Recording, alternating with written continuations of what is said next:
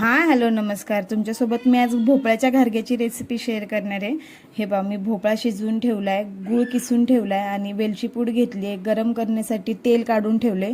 आधी मी भोपळा चांगला स्मॅश करून घेतला आणि स्मॅश केल्यानंतर एका कढईमध्ये भोपळा टाकला, गूळ टाकला आणि ते पूर्ण एकजीव होईपर्यंत वाट बघत होते, म्हणजे हलवत होते.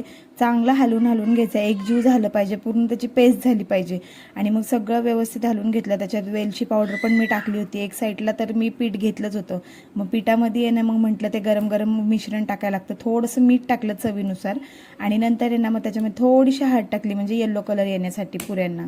आणि मग नंतर हे मिश्रण गरम गरम होतं ते टाकून घेतलं त्याच्यामध्ये पिठामध्ये. आणि मिश्रण टाकल्यानंतर मग त्याच्यामध्ये मी गरम मोहन टाकलं. आधी बघितलं मोहन किती गरम आहे, त्याच्यानंतर आधी मोहन टाकलं आणि त्याच्यानंतर हे मिश्रण टाकलं सगळं. आणि नंतर खूप गरम असल्यामुळे ना त्या हाताने तर नाही आपल्याला मळता येत, त्याच्यामुळे अगोदर मी आहे ना कलथ्याने सगळं छानपणे ना परतवून घेतलं. आणि मध्ये तर सावची लुडबुड होतीच, तरी पण मी हे करून घेतलं आणि चांगलं एकजीव होईपर्यंत हलवत राहिले. आणि मग नंतर खूप गरम गरम होतं, तरी पण मग ते मळायला जरा छान गोळा होतो त्याचा, म्हणून मी पटकन मळून घेतलं, छान मळून घेतलं ते पीठ. आणि मग पीठ मळत असताना मध्ये मध्ये ते थोडेसे हे राहिले होते भोपळ्याचे, मग ते थोडेसे असे सुटसुटीत करून घेतले. आणि नंतर छान असं पीठ मळून घेतलं, गोळा मळून घेतला. आणि तो 5 मिनटं ठेवला तरी चालतो, म्हणजे चांगलं जरा पीठ मुरलं ना की मग पुऱ्या अजून छान होतील. खूप गरम होतं, हाताला भाजत होतं, तरी पण मी छान असं मळून घेतलं. गोळा थोडंसं पाणी टाकलं, पाणी टाकायचं चांगलं मळून ऑलरेडी मिश्रण पातळ असतं, म्हणून मी त्यामुळे. थोडंसं हलक्या हातानेच हे करत होते, कारण का खूप भाजत होतं ते. आणि मग छान मळून घेतल्यानंतर 10 मिनटं ठेवलं की अजूनच छान पुऱ्या होतात.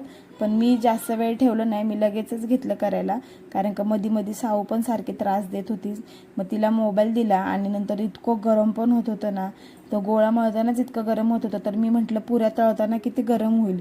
पण मग काय करायचं होतं, म्हणून मग टेस्ट तर छान पाहिजे ना आपल्याला, खाण्यासाठी काहीतरी नवीन नवीन. मग मस्त असा गोळा मळून घेतला. आणि मग गोळा मळून घेतल्यानंतर त्याच कढईमध्ये ती कढई जरा साफ करून घेतली, ती काय घाण नव्हती झाली. मग ती थोडीशी घासून घेतली आणि नंतर गॅसवर ठेवली आणि त्याच्यात तेल हवं तेवढंच टाकलं. आणि नंतर घेतल्या पुऱ्या लाटायला.